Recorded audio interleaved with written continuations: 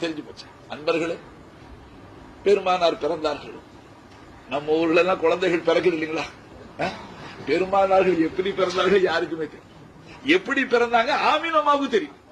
பெருமானார் ஆமினம்மாவுடைய வயிற்றுல தான் இருந்தார்கள்.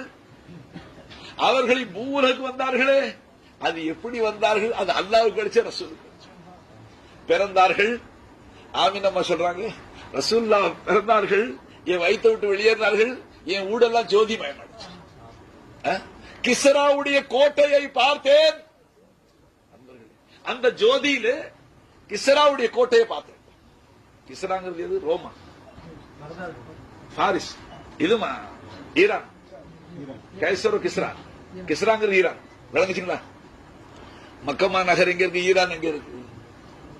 அந்த நபியுடைய ஒளிவுல ஜோதியில அப்பவும் ஆமினம்மாவுக்கு தெரியல நபி. ஏதோ ஒரு ஆச்சரியமான குழந்தைன்னு நினைச்சுக்கிட்டேன்.